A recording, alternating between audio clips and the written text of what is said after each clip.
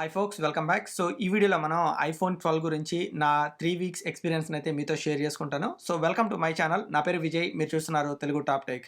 మీరు ఒకవేళ ఈ ఛానల్కి ఫస్ట్ టైం వస్తే కనుక కింద ఉన్న రెడ్ సబ్స్క్రైబ్ బటన్ని, అలాగే నోటిఫికేషన్స్ కోసం పక్కనే ఉన్న బెల్ ఐకాన్ని, ఈ రెండింటిని క్లిక్ చేయండి.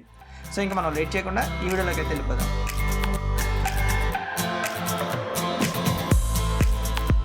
వెల్కమ్ బ్యాక్ అండి. సో ఐఫోన్ 12 గురించి నా 3 వీక్స్ ఎక్స్పీరియన్స్ అయితే మీతో షేర్ చేసుకుంటాను. సో ముందుగా మనం డిజైన్ అండ్ షేప్ గురించి అయితే మాట్లాడుకుందాము. సో డిజైన్ వైజ్ చూస్తే కనుక మనకి ఈ ఫోన్ వచ్చి ఫ్లాట్ డిజైన్ అని చెప్తున్నారు. సో అయితే మీరు క్లోజ్గా అబ్జర్వ్ చేస్తే కనుక మనకి ఫ్రంట్ సైడ్ వచ్చేటప్పటికి కంప్లీట్ ఫ్లాట్ డిజైన్ అయితే ఉంది. సో మీరు బ్యాక్ సైడ్ చూస్తే కనుక మనకి కెమెరాస్ దగ్గర కొంచెం బంప్ అయితే ఉంది. సో నేనైతే ఈ బంప్స్కి పెద్ద ఫ్యాన్ అయితే కాదండి. సో ప్రిటీ మచ్ ఇది కూడా ఫ్లాట్గా ఉండుంటే ఇంకా బాగుండేది. సో అయితే మనకి సైడ్ కూడా మనకి ఫ్లాట్ డిజైన్ వచ్చింది. సో చాలా మంది కంప్లైంట్ చేసేది ఏంటంటే ఇది మనకి పట్టుకోవడానికి కొంచెం డిస్కంఫర్టబుల్గా ఉందని చెప్తున్నారు. And at the same time మనం చేతిలో పట్టుకుంటే ఈ షార్ప్ ఎడ్జెస్ వచ్చి మనకి గుచ్చుకుంటున్నాయి చేతికి అని చెప్పి అనుకుంటున్నారు. సో ఎందుకంటే మనకి ఉండే ఫోన్స్ అన్ని, అంటే మీరు వివో తీసుకున్నా, అప్పో తీసుకున్నా, లేదా సామ్సంగ్ మొబైల్స్ తీసుకున్నా, లేదా గూగుల్ మొబైల్స్ తీసుకున్నా, లేదా ఐఫోన్ మొబైల్స్ తీసుకున్నా సరే మనకి ఇంతకు ముందు వరకు మనకి కర్వ్డ్ ఎడ్జెస్ అయితే వస్తున్నాయండి. సో దానివల్ల మనకి ఫోన్ పట్టుకోవడం అయితే చాలా కంఫర్టబుల్గా ఉంటుంది. బట్ ఇది వచ్చేటప్పటికి డిజైన్ కొంచెం చేంజ్ చేశారు కాబట్టి, ఫ్లాట్ డిజైన్ కాబట్టి ఆబ్వియస్గా మీకు ఆ ఫీలింగ్ అయితే ఉంటుంది.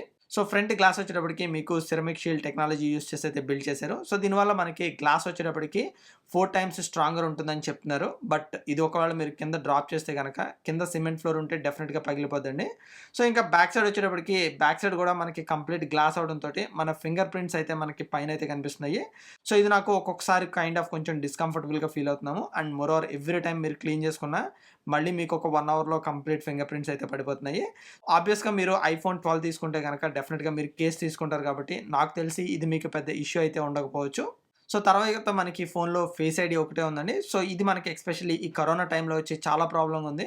ఎందుకంటే మీరు మాస్క్ పెట్టుకుని ఎప్పుడన్నా ఫోన్ అన్లాక్ చేయాలంటే కనుక మనకి ఫేస్ ఐడి అయితే వర్క్ అవ్వట్లేదు. సో యాపిల్ వాళ్ళు ఐప్యాడ్ ఎయిర్ 4th జనరేషన్లో లాంచ్ చేసినట్టు మనకి ఇక్కడ టచ్ ఐడి ఇచ్చి ఉంటే ఇంకా బాగుండేది.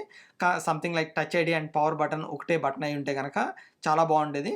బట్ నాకు తెలిసి అది మేబీ ఫ్యూచర్లో వాళ్ళు ఎన్హాన్స్ చేస్తారని అనుకుంటున్నాను.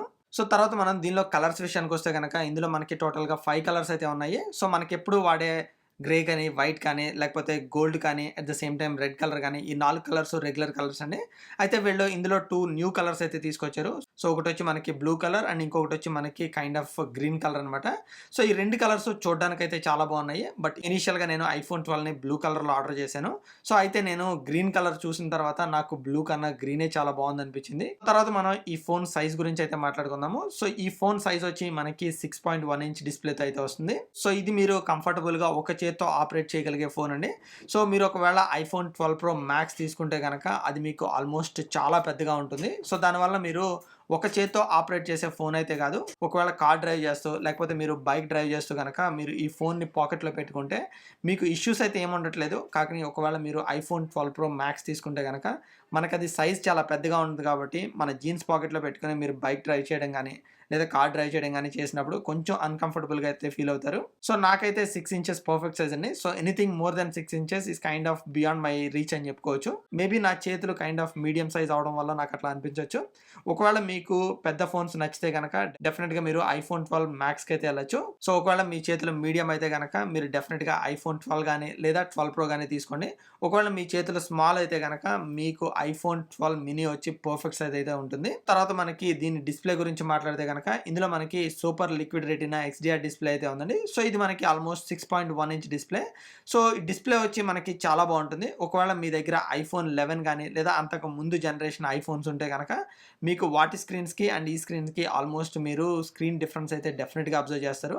సో నేను ఇప్పటి వరకు ఐఫోన్ X అయితే వాడేవాడిని. సో నేను ఈ 2 ఫోన్స్ని ఆల్మోస్ట్ కంపేర్ చేస్తే కనుక మీరు డెఫినెట్గా రెజల్యూషన్లో చేంజ్ అయితే నోటీస్ చేయొచ్చు. సో అంతేగాని మనకి పెద్ద చేంజెస్ అయితే ఉండవండి. తర్వాత నేను ఇంకొకటి నోటీస్ చేసింది ఐఫోన్ X వరకు మనకి 3D టచ్ అయితే ఉంది. So 3D touch in the sense మీరు ఇట్లా గట్టిగా పట్టుకుంటే కనుక మీకు మల్టిపుల్ ఆప్షన్స్ అయితే వస్తాయి.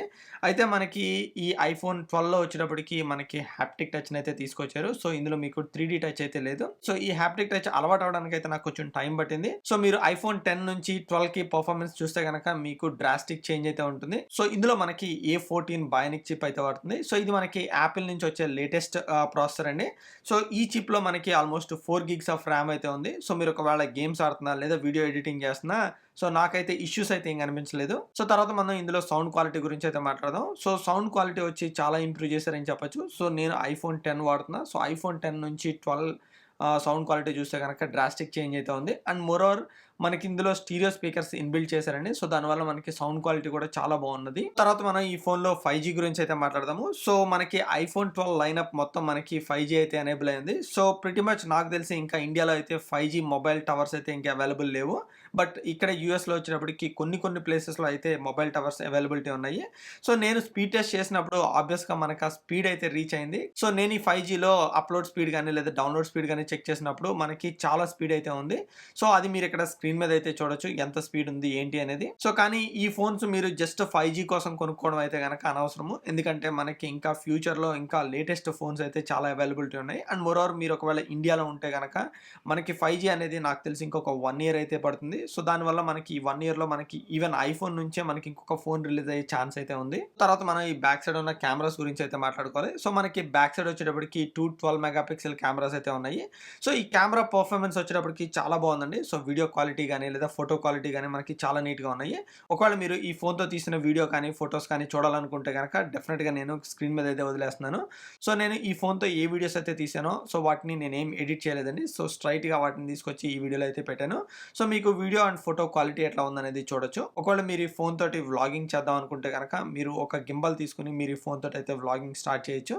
ఒకవేళ మీరు ఈ ఫోన్‌లో వ్లాగింగ్ చేద్దాం అనుకుంటున్నా లేకపోతే మీరు ఎడిటింగ్ చేద్దాం అనుకుంటున్నా మీరు ఈ ఫోన్ స్టోరేజ్‌ని ఎక్కువైతే తీసుకోండి. ఎందుకంటే మీకు 64 గిగ్స్ వేరియంట్ అయితే మీకు అసలు సరిపోదు. సో మినిమమ్ 128 గిగ్స్ వేరియంట్ అయితే కావాలి. సో తర్వాత మనకి ఫోన్స్‌లో 10 బిట్ HDR వీడియో రికార్డింగ్ అయితే చేయొచ్చు. అయితే నేను HDR వీడియో రికార్డింగ్ చేసినప్పుడు నాకు ఎడిటింగ్ ప్రాసెస్ వచ్చేటప్పటికి చాలా కష్టమైందండి. ఎందుకంటే మనకి HDR 10 బిట్ వీడియోస్ ఎడిట్ చేయడం అంత సింపుల్ కాదు. సో ప్రస్తుతానికైతే నేను HDR ఆఫ్ చేసుకుని వీడియో అయితే రికార్డ్ చేస్తున్నాను. సో మేబీ ఫ్యూచర్‌లో యాపిల్ వాళ్ళు దాన్ని ఫిక్స్ అయితే చేయొచ్చు.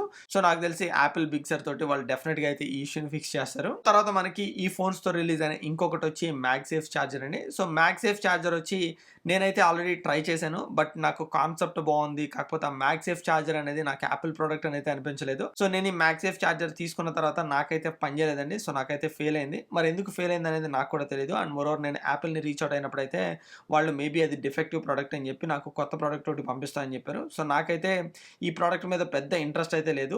యాపిల్ వాళ్ళు డ్యూయల్ మ్యాగ్సేఫ్ చార్జర్ అనేది జనవరిలో అయితే రిలీజ్ చేద్దాం అనుకుంటున్నారు. సో ఆ చార్జర్ రిలీజ్ అయితే గనక డెఫినెట్‌గా నేను తీసుకుంటాను. తర్వాత మనకి iPhone 12 ప్రైజెస్ గురించి అయితే మాట్లాడుకుందాము. సో మనకి మీరు ఏ స్టోరేజ్‌ని తీసుకుంటున్నారు అన్న దాన్ని బట్టి మనకి ప్రైస్ అయితే వేరీ అవుతుంది. సో మీరు ఒకవేళ iPhone 12 64 జీబీ తీసుకుంటే గనక మనకి ఇది ఆల్మోస్ట్ 80,000 పడుతుందండి. అట్లాగే మీరు 128 గిగ్స్ తీసుకుంటే గనక మనకి ఇది ఆల్మోస్ట్ 85,000 అయితే పడుతుంది. ఒకవేళ మీరు 256 గిగ్స్ తీసుకుంటే గనక ఇది మనకి 94,000 అయితే పడుతుంది. అండ్ మోరోవర్ మీరు యూఎస్‌లో చూస్తే గనక మనకి దీని ప్రైస్ వచ్చి $799 ఉందండి. సో అది కూడా వితౌట్ టాక్స్. సో ఒకవేళ మీరు ఈ మనీని ఇండియన్ రూపీస్ కింద కన్వర్ట్ చేస్తే గనక మనకి దగ్గరగా 60,000 అయితే ఉంది. సో మీరు ఇండియన్ మనీని లేదా యూఎస్ మనీని కంపేర్ చేస్తే గనక మనకి యూఎస్‌లో వచ్చి ఆల్మోస్ట్ 15,000కి అయితే తక్కువకు దొరుకుతుంది. సో కానీ మీరు ఒకవేళ యూఎస్‌లో నుంచి తెప్పించుకోవాలనుకుంటే గనక డెఫినెట్‌గా అన్‌లాక్డ్ ఫోన్ అయితే తీసుకోండి. ఒకవేళ మీరు లాక్డ్ ఫోన్ గాని లేకపోతే ఏదైనా కెరియర్ త్రూ వచ్చిన ఫోన్ గాని తీసుకుంటే గనక సో మనకి అది ఇండియాలో అయితే పనిచేయదండి. సో తర్వాత ఫైనల్ క్వెషన్ వచ్చి మనకి iPhone 12 ఎవరు తీసుకోవచ్చు అంటే గనక మీకు ఒకవేళ iPhone 11 గాని 11 Pro గాని ఉంటే గనక మీరు అప్‌గ్రేడ్ చేసుకోవాల్సిన అవసరం అయితే లేదు. సో ఎందుకంటే మనకి A13 బయోనిక్ చిప్‌కి A14 బయోనిక్ చిప్‌కి పెద్ద చేంజెస్ అయితే లేవు. యెస్ ఫిజికల్‌గా అయితే మనకి కొన్ని చేంజెస్ ఉన్నాయి. కైండ్ ఆఫ్ మనకి iPhone 12 వచ్చి మనకి ఫ్లాట్ కర్వ్స్ తోటి అయితే వస్తుంది. ప్రాసెసర్ అట్లాగే OLED స్క్రీన్ తప్ప మనకి పెద్ద చేంజెస్ అయితే ఏం లేవు. సో కానీ మీరు ఒకవేళ నాలాగా iPhone 10 గాని లేదా iPhone 8 గాని 8 Plus గాని లేదా పాత ఫోన్స్ ఏమన్నా వాడుతుంటే గనక మీరు డెఫినెట్‌గా అయితే అప్‌గ్రేడ్ చేసుకోవచ్చు. ఎందుకంటే పాత ఫోన్స్ వాడే వాళ్ళకి ఇది కైండ్ ఆఫ్ మేజర్ చేంజ్ అనే చెప్పుకోవాలి. సో ఇదండి మనకి కంప్లీట్‌గా iPhone 12 గురించి. సో మీకు ఈ వీడియో గనక నచ్చినట్టయితే కింద ఉన్న లైక్ బటన్‌ని క్లిక్ చేసి ఈ వీడియోని మీ ఫ్రెండ్స్ అండ్ ఫ్యామిలీ మెంబర్స్ తోటి తప్పకుండా షేర్ చేసుకోండి. Thank you all so much. See you in another video. Bye by.